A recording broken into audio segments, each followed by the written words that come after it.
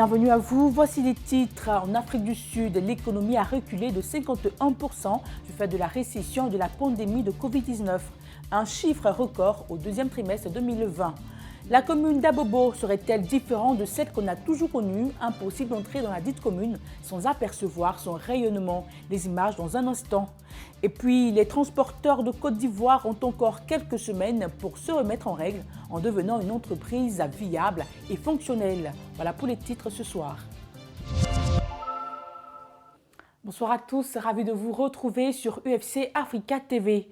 L'économie sud-africaine aurait reculé avec un chiffre record de moins de 51% au deuxième trimestre 2020 du fait de la récession de la pandémie de Covid-19.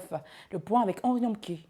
Selon l'Agence sud-africaine de statistiques, l'économie de ce pays a subi une contraction significative en avril, mai et juin. Le pays avait fonctionné sous des restrictions relatives au confinement généralisé en réponse à la Covid-19.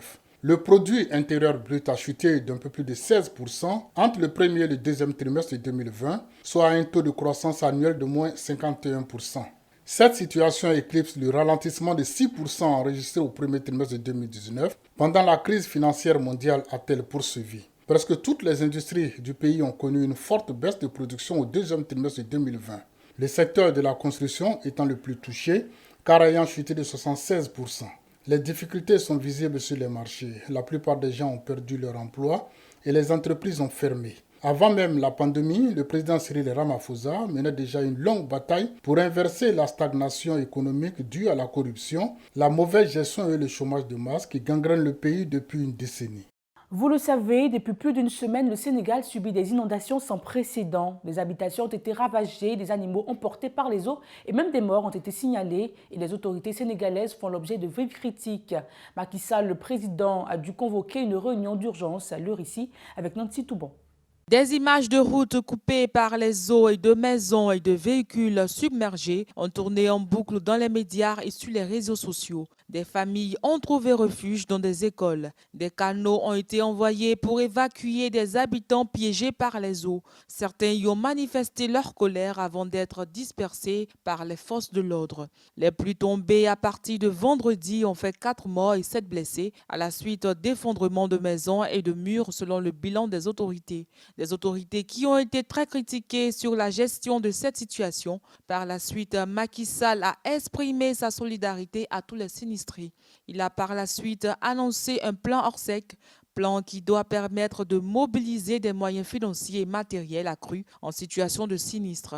Suite à une réunion qu'il a convoquée, les ministres doivent présenter des éléments concrets de l'exécution du programme décennal de lutte contre les inondations qui aurait englouti plus d'1 milliard d'euros. Les rassemblements de plus de 6 personnes seront interdits à partir de lundi en Angleterre. Cette nouvelle limite destinée à enrayer la hausse des cas de Covid-19 ne concerne pas les ménages de plus de 6 personnes, les écoles, les lieux de travail, les mariages, les funérailles ou les sports d'équipe organisés conformément aux consignes sanitaires. Les contrevenants risquent une amende de 100 € qui sera doublée à chaque récidive jusqu'à un maximum de 3 500 €. En France, par contre, le Conseil scientifique a rendu un avis favorable pour raccourcir la durée d'isolement des personnes testées positives au coronavirus. Jusqu'à présent, le principe général était de respecter un isolement de 14 jours en cas de contact rapproché avec une personne testée positive à la Covid-19. Mais l'évolution des connaissances sur l'infection du virus remet en cause cette mesure et la rend par ailleurs problématique. Le gouvernement a alors réduit la période de mise à l'abri de 14 à 7 jours. Mais cette orientation devait être officiellement prise vendredi 11 septembre au cours d'un conseil de défense. En Côte d'Ivoire, des stratégies et des solutions numériques d'alphabétisation sont élaborées en faveur des personnes non scolarisées, une dynamique irréversible pour donner une place à tous ceux et celles qui ne sont pas allés à l'école. Les précisions avec Denis Kouman.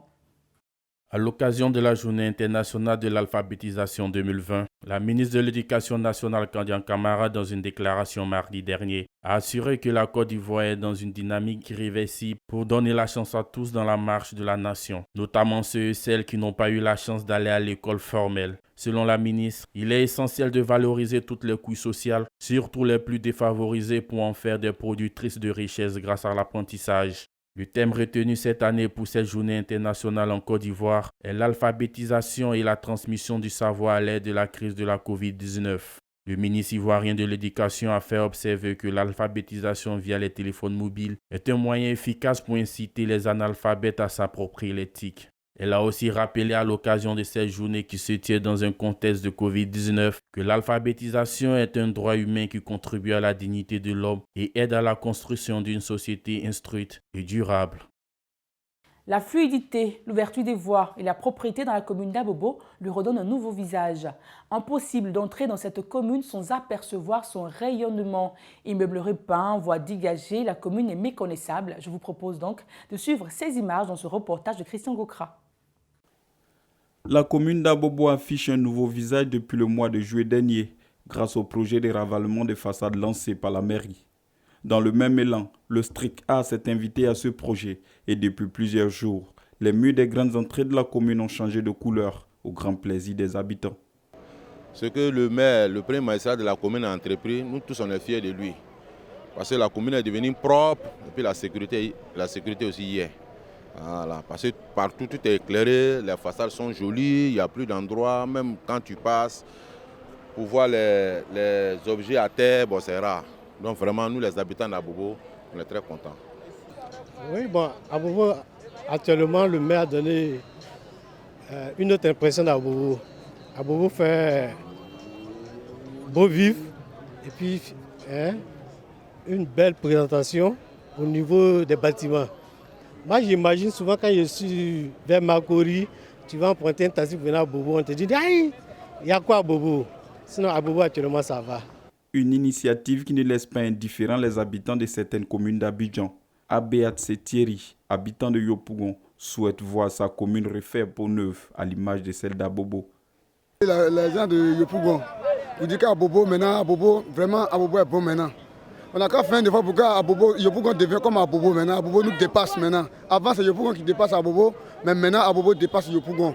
Donc vraiment, on n'a qu'à faire une fois aussi pour le maire de Yopougon, pour que Yopougon devienne même chose comme Abobo. Gardez toujours cette image enchantée de la commune d'Abobo. C'est le défi que les riverains se sont fixés. Ainsi, ils en appellent au civisme de tous.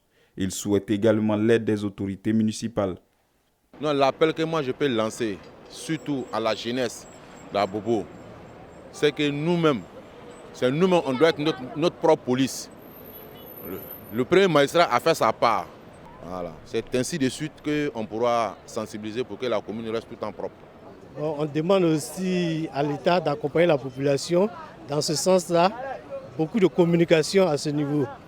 Lancé par le conseil municipal d'Abobo, le projet de ravalement des façades dénommé Abobo Ezo vise à redorer l'image de la commune à travers la peinture de 269 bâtiments importants de la commune. Ce projet a d'ailleurs mobilisé 100 jeunes bénévoles et 100 jeunes artisans et les résultats sont déjà bien visibles partout dans la commune. Et puis du tourisme avec le parc national des îles Eotile, une délégation de l'Office ivoirien des parcs et réserves a entrepris une tournée de sensibilisation des populations riveraines au respect de la réglementation protectrice du parc national de l'île Eotile. La délégation a visité les villages du département d'Adiaké et exhorté les populations paysannes au respect des mesures de préservation du parc. Enfin, les transporteurs de Côte d'Ivoire doivent réglementer leur organisation en entreprise viable et fonctionnelle. Ils ont encore quelques semaines pour se mettre en règle, car du côté du ministère des Transports, l'heure de la répression est très proche. Nancy Touban. À la première édition des Assises du transport, la directrice générale de la promotion des entreprises de transport a animé une conférence sur le passage du cadre informel au formel dans l'activité du transport routier en Côte d'Ivoire.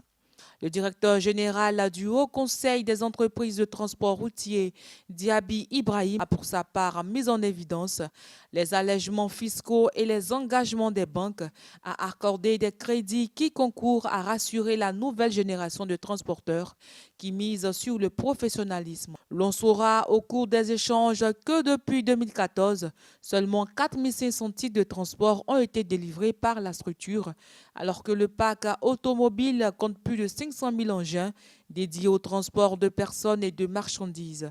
L'objectif de ces assises est de donner l'occasion aux professionnels du secteur pour échanger sur des sujets communs et jeter un regard sur les challenges qui se profilent à l'horizon. Merci à vous, c'est la fin de ce journal. Je vous dis à demain.